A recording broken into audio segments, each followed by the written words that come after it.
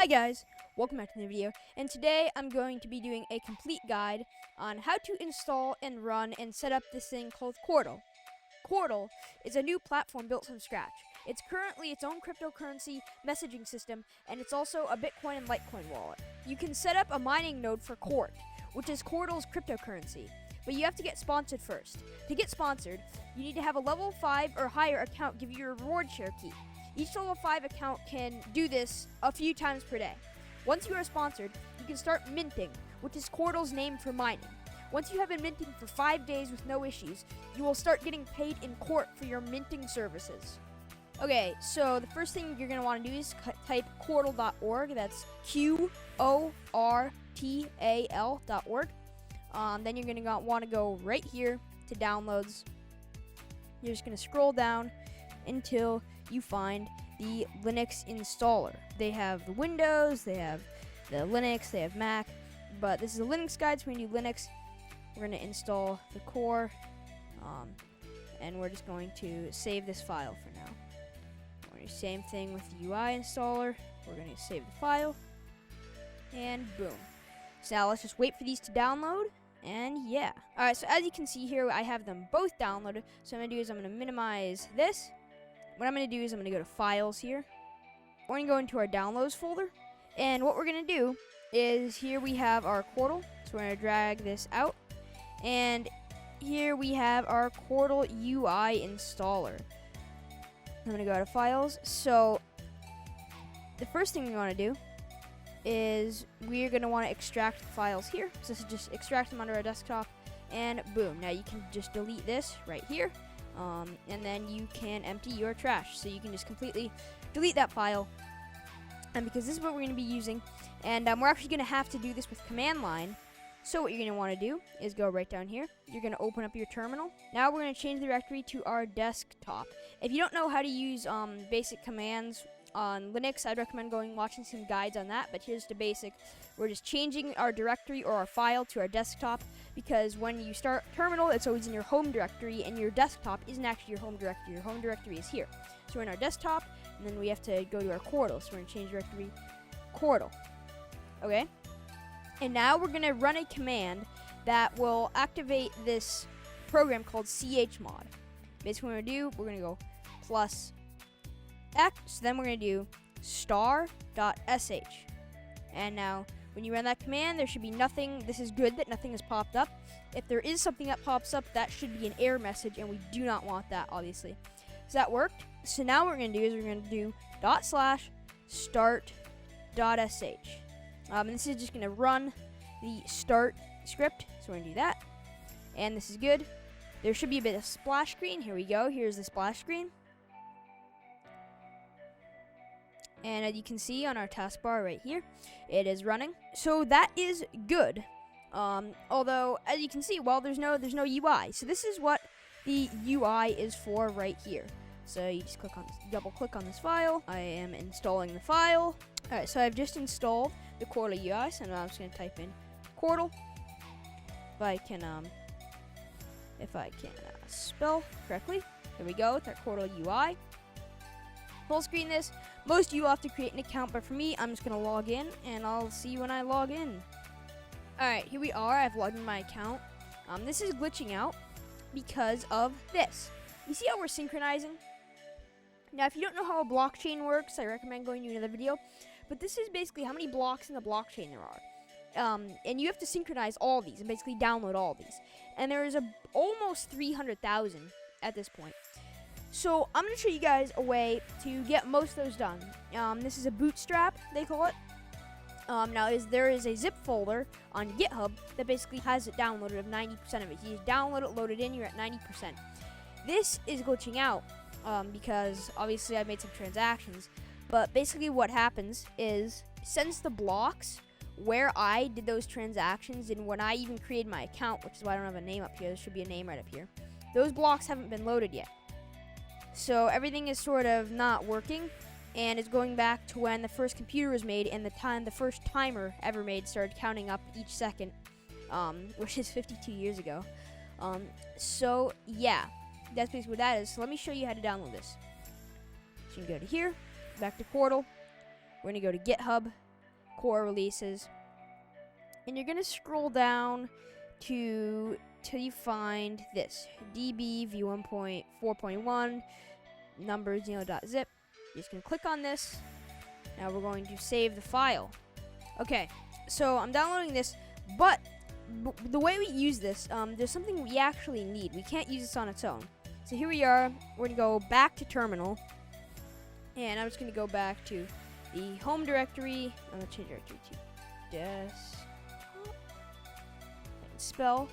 I don't think it matters what directory you're in, but let's do this for now. Then what you're gonna do is type sudo, although you probably don't need it, but there's sudo apt install p7 zip -full, and then I need to type in my password here.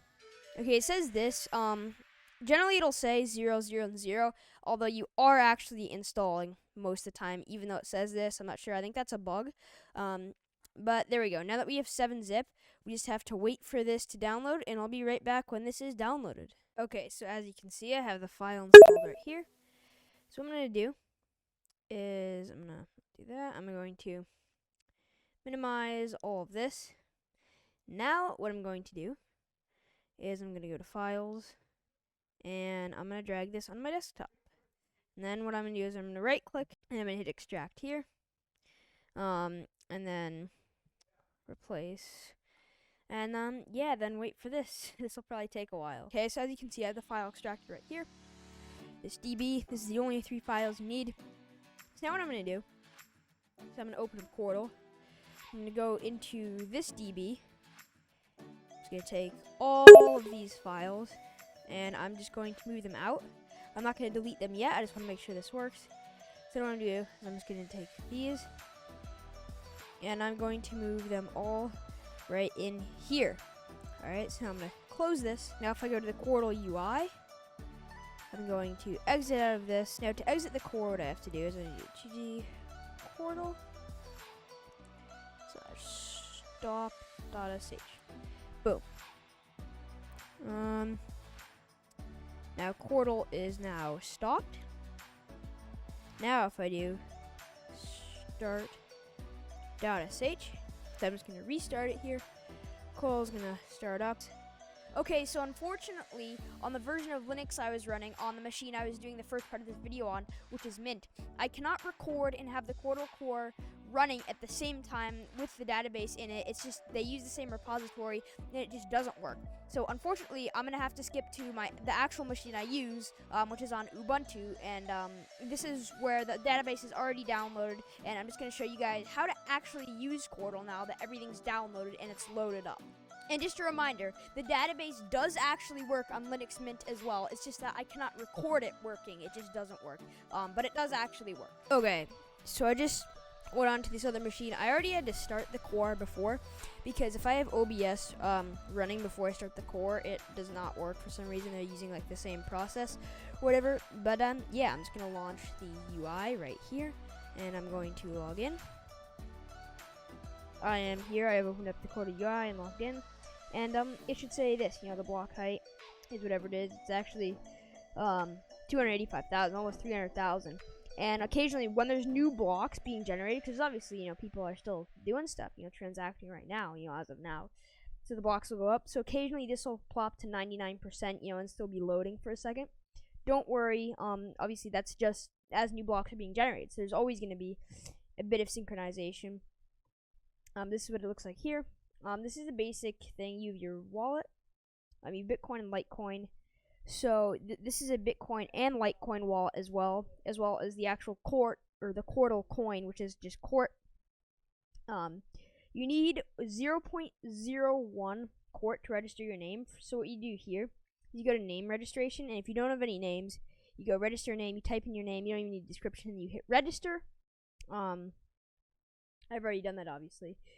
And then what happens with this system is if you get sponsored, which is basically someone gives you a reward share key, and the best way I think to go about doing this is to either ask in their Discord, which is on their website and also link in the description, or on their Telegram, or in their actual chat. So they actually have a chat. So if I go to messaging, this isn't set up yet, but you have the queue chat, and then there's just a general chat, and you can probably ask in here, because the admins are generally on this.